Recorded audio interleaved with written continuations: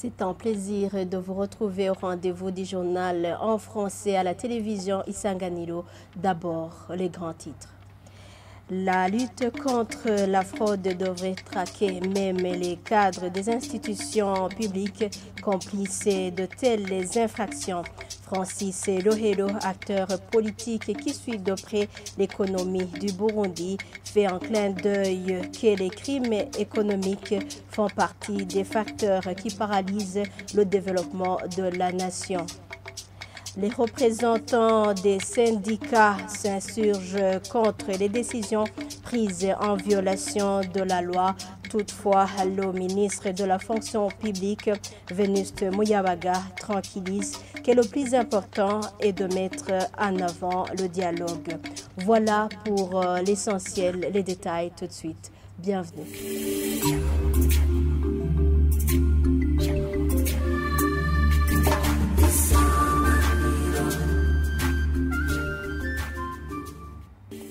Bienvenue encore une fois, page économie pour commencer. La dette extérieure du Burundi freine le développement économique du pays.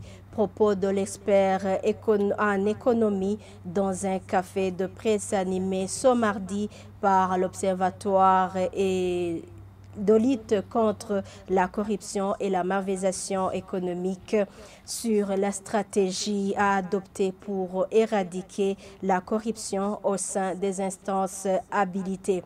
Pour Diomede Ninheretse, la solution serait de consolider ces instances à travers notamment des formations. Suivez. Les recettes d'un pays, ce sont les impôts et taxes. Et là, quand on parle des impôts et taxes, il faut considérer les exportations, il faut considérer les importations, il faut considérer l'épargne, il faut considérer la consommation, il faut considérer l'investissement. Ça, c'est l'analyse classique de toutes les institutions, et plus particulièrement le pays.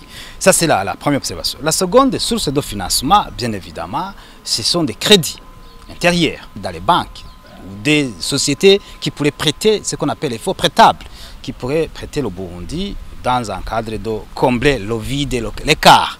Parce que, comme je le disais, il y a un écart, par exemple, maintenant, il y a une prévision d'écart d'un besoin de financement de plus de 728 milliards. C'est beaucoup d'argent. Donc, on voit que ça, c'est aussi source de financement. L'autre source de financement, c'est quand le pays peut mobiliser les fonds à partir de l'extérieur, notamment des dons, les partenaires de développement. C'est aussi les crédits à long terme de 20 ans. Parce qu'à l'époque, on le fait. Donc, le crédit, ce n'est pas un problème. Le déficit, ce n'est pas un problème. Mais il faut que ça vienne d'abord combler le vide et surtout dans un secteur porteur de production. Parce que souvent, le problème, c'est que pour le moment, les crédits qui ont été contractés par le gouvernement, c'est un crédit de consommation. C'est un crédit pour payer les salaires. Et quand vous contractez un crédit pour payer les charges courantes, sans tenir compte des investissements, l'inflation, la décroissance économique vont suivre. Donc voilà, il faut absolument que le crédit contracté contribue à l'augmentation de la production. Bonne gouvernance pour continuer ce journal. La répression de la fraude au Burundi devrait toucher les cadres des institutions publiques complices dans de telles infractions. C'est la réaction d'un acteur politique s'intéressant à l'économie du pays, estimant que les instances judiciaires devraient plutôt emboîter le pas au président de la République qui ne cesse de s'insurger contre les fraudeurs. Francis Lohero rappelle que la fraude est parmi les crimes économiques qui paralysent le développement du pays.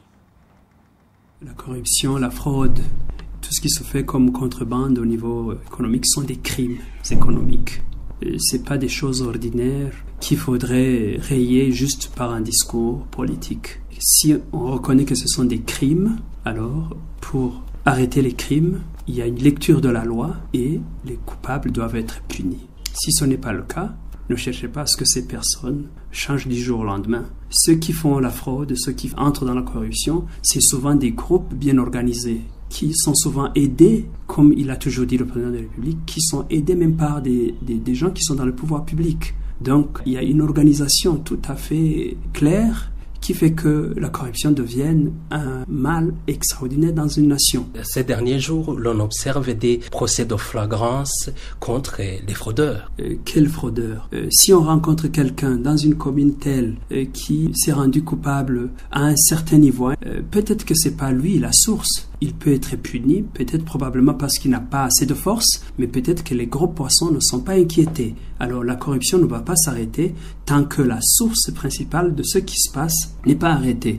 Et pour l'arrêter, on a toujours su, le président l'a toujours dit, il est le chef des armées, il est le chef de toute la sécurité du pays, il est le chef même de la magistrature burundaise. Il faut qu'il utilise toutes ces institutions pour arrêter ces crimes qui sont commis dans le pays. Mais exactement pourquoi ça persiste malgré cette dénonciation à un haut niveau? Peut-être que ça reste toujours dans les mots. Il faut que les institutions qui utilisent les impôts de l'État fonctionnent pour arrêter ces crimes. La loi doit fonctionner. Et tout le peuple burundais doit être traité de la même manière devant la loi. Il n'y a que cela qui peut vraiment sauver le Burundi de ces crimes. Et je trouve que c'est assez élémentaire dans le pays. La question des fonctionnaires de l'État récemment renvoyés à la retraite est l'une des préoccupations qui hantent la représentation syndicale au Burundi. Dans une réunion de ce mardi avec le ministre de la fonction publique, les représentants des syndicats ont mis l'accent sur les décisions prises en violation de la loi. Le ministre de la fonction publique, Venuste Muyabaga, tranquillise. Pour lui, l'important est de mettre en avant le dialogue. Reportage signé Évariste Ndikobanya. Dans cette réunion avec le ministre de la fonction publique, la principale préoccupation des représentants des syndicats est en rapport avec les fonctionnaires de l'État récemment renvoyés en retraite. Marie Boukourou, ancienne présidente du syndicat SNTS, veut savoir si ces derniers seront concernés par la politique de dégel des annales. Mme Marie Boukourou de préciser que les salaires de ces actuels retraités étaient au prix mort, de même que leurs pensions. Vous comprenez qu'il n'y a pas de l'équité au moment où ces derniers ne seront pas régularisés comme les autres. Aujourd'hui, ces retraités sont en détresse. C'est là où réside l'incompréhension du dialogue social. Allez, monsieur le ministre, demandez qu'il y ait un autre décret qui précise l'équivalent de leurs annales. Le ministre de la fonction publique ne donne pas une réponse directe à cette question. Le ministre Muyabaga précise que la loi est là pour tout le monde. On peut statuer sur le cas, mais pour le moment, on va appliquer la loi.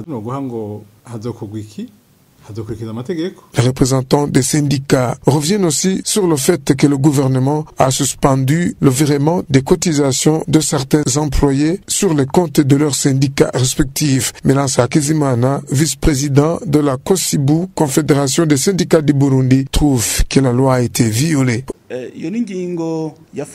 Amelance Akizimana de dire que cette mesure a été arrêtée par le gouvernement. Qu'après cela, les syndicalistes se sont mis ensemble et ils ont constaté que la loi a été violée et ont demandé au gouvernement de faire l'analyse pour lever la mesure, surtout que la loi internationale précise que c'est un droit acquis. Il faut vraiment un dialogue. À cette préoccupation et sur d'autres soulevées par les représentants des syndicats, le ministre Venuste Muyabaga met en avant le dialogue pour résoudre ce problème. Le dialogue que nous venons de continuer, c'est un processus qui a été engagé, qui est soutenu par le gouvernement, qui est soutenu par les employés. Donc, nous allons continuer ce dialogue et nous sommes très convaincus que là où il y a le dialogue, il n'y a pas vraiment de chicanerie. Et à la préoccupation des syndicalistes qui soulignent que la commission de dialogue social CDS n'est pas en train d'accomplir pleinement sa mission. Le ministre de la fonction publique appelle à la retenue. Évariste Ndiko Anyanga, merci pour ton reportage. Page environnement pour terminer.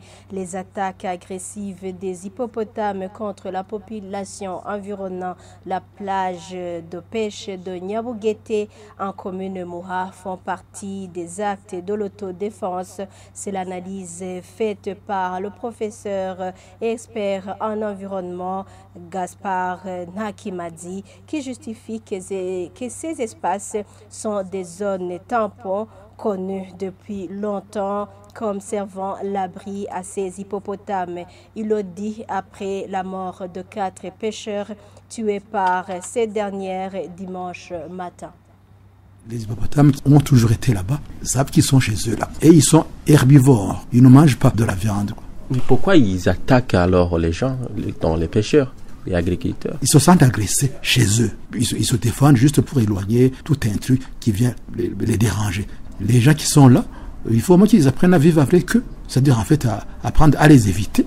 Il y a des jours où ils sont par exemple regroupés dans un coin bien précis là. Pendant ces jours-là, dans d'autres régions, même autour du lac Tanganyika, ils savent qu'ils disent voilà, dans ce coin-là, dans cette baie-là du lac, donc ces jours-ci, c'est très dangereux. Des hippos, ils ont sûrement eu des petits. Il faut leur foutre la paix, sinon on va avoir des problèmes. Aujourd'hui, cette période-là, on ne va pas les pêcher là-bas, on va les pêcher ailleurs. Comme ça, et on contourne là, cet emplacement-là tout simplement.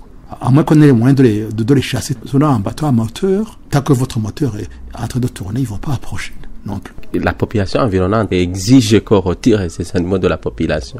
Est-il possible? Il faudrait que la population aille s'entendre avec les responsables administratifs et politiques pour faire changer la loi. Pour le moment, la loi est là. À l'heure où nous sommes, qu'est-ce qu'il faut faire alors pour protéger la population et aussi ces aquatiques? Il y a moyen d'éviter ces hippopotames. Si c'est un coin, ils sont regroupés à plusieurs. Il faut juste éviter cet emplacement, tout simplement. Le jour, il deviendrait vraiment très abondant là, dans l'embouchure de Mogere, Kanyosha, Nyabougué, tout ça. On peut peut-être les pousser un peu là, progressivement, pour les encourager à partir d'Arosisi, où c'est un parc. Mais ce que je sais aussi, c'est que ces animaux sont des animaux qui sont protégés par la loi internationale. Et le Burundi a signé ces conventions-là. On n'a pas le droit de les exterminer. Et c'est ici que nous mettons un point final à ce journal. Merci de l'avoir suivi. Bonne suite de nos programmes. Au revoir.